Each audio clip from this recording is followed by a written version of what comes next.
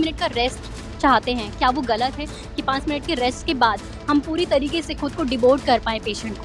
कैसे करेंगे हम अगर हमारी सेफ्टी नहीं होगी?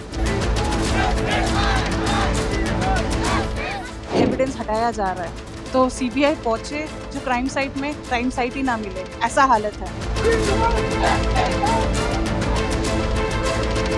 डॉक्टर्स से इतना नफरत क्यों है? हमने क्या पाप कर दिया? हम तो जान ही बचा रहे हैं ना आप लोगों की। 8 तारीख को मोमिता नाम के डॉक्टर के साथ रेप करके उसका सेमिनार हॉल में गैंगरेप किया गया है। उसके बाद जो एक और लड़की प्रियंका नाम की लड़की जो थी, जो प्रोटेस्ट कर रही थी, कल रात उसका भी गैंगरेप करके उससे भी बहुत ही दर्दनाक, उससे भी मौत के घाट उतारा गया है।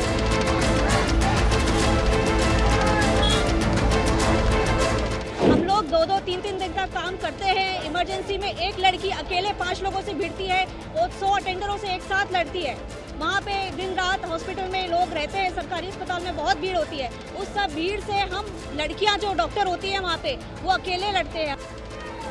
कोलकाता में महिला ट्रेनी डॉक्टर के साथ हुए दुष्कर्म से पूरे देश में आक्रोश है। महिला ट्रेनी को इंसाफ मिले, इसके लिए देश भर में प्रोटेस्ट जारी है। दिन हो चाहे रात, महिला डॉक्टर को इंसाफ मिले और दोषियों को फांसी की सजा दी जाए, इसके लिए डॉक्टर्स एकजुट हैं। कहीं कैंडल मार्च तो कहीं हाथों में पोस्टर। देश के अलग अलग हिस्सों में धरना प्रदर्शन किया जा रहा है। अगर हम 36 आवर्स ड्यूटी करते हैं, हम जूनियर रेजिडेंट, तो हमारी सेफ्टी इंपॉर्टेंट है। अगर हम सेफ नहीं रहेंगे तो हम कैसे पेशेंट्स को सेफ रख सकते हैं? आप खुद सोचिए, एक फीमेल डॉक्टर के साथ इतना बुरा हुआ है कोलकाता में, ठीक है। अभी यहाँ पर हम फर्स्ट फ्लोर पे हमारी ड्यूटी रहती है, वहाँ पे ओटीज़ हैं, वहाँ पे हम रात रात भर, अगर हम 5 मिनट का रेस्ट चाहते हैं, क्या वो गलत है कि 5 मिनट के रेस्ट के बाद हम पूरी तरीके से खुद को डिवोट कर पाएँ पेशेंट को? कैसे करेंगे हम अगर हमारी सेफ्टी नहीं होगी? क्या हम गलत हैं अगर हम ये डिमांड कर रहे हैं कि हमारी सेफ्टी हो? इतनी सी छोटी सी डिमांड है हमारी बस। हम ये कहना चाहते हैं कि 6 दिन हो गए हैं, वो लोग अभी भी 6 दिन दिन रात लगा के प्रोटेस्ट कर रहे हैं। सीबीआई की केस सीबीआई को सौंपा गया था बहुत लेट, एंड उसके बाद भी अभी राइट नाउ वैंडलिज्म चल रही है, इतना कि एविडेंस बरी किया जा रहा है या एविडेंस हटाया जा रहा है। तो सीबीआई पहुंचे, जो क्राइम साइट में क्राइम साइट ही ना मिले, ऐसा हालत है। Government is under a lockdown, the state is under a lockdown, एक क्राइसिस में है।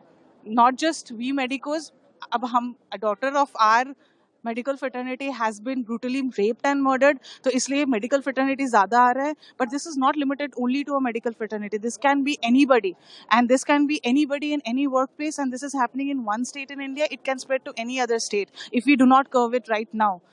अगर ये सब होने के बाद भी अगर कड़ी से कड़ी सजा नहीं मिलती है, या with in a period of time, with in a limited period, अभी तो ऑलरेडी हद पार हो चुकी है, अभी तक भी everybody who is involved in this crime has not been मतलब they are not even being investigated, honestly speaking।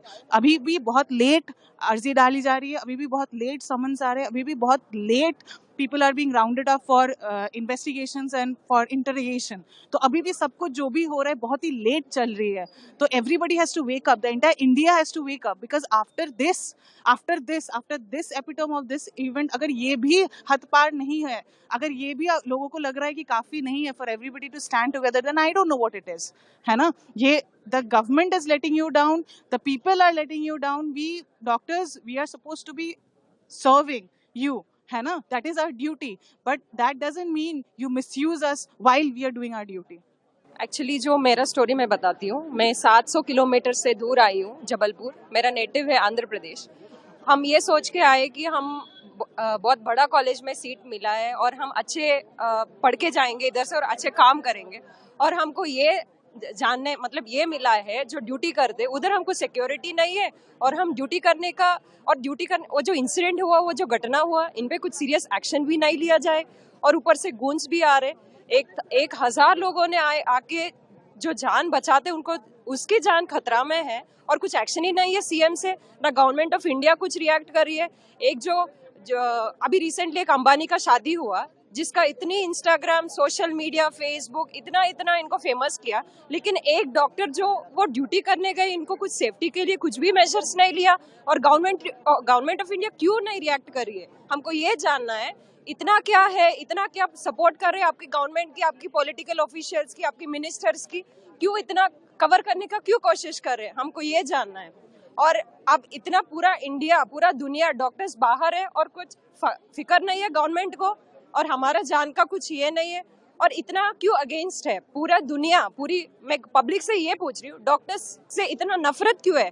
हमने क्या पाप कर दिया? हम तो जान ही बचा रहे हैं ना आप लोगों की, हमने 24 घंटा ड्यूटी तो कर रहे हैं ना, हमने ये कुछ नहीं किया, हम आपको जान के खतरे में कभी नहीं डाला, हमने तो बचा रहे हैं आप लोगों का।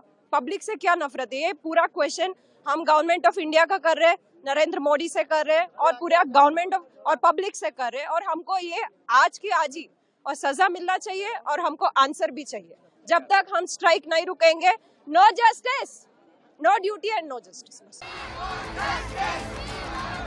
वहीं देर रात इंदौर में हुए धरना प्रदर्शन में कोलकाता रेप मर्डर केस के आरोपियों को फांसी की सजा दी जाए और वी वांट जस्टिस के नारे लगाए गए।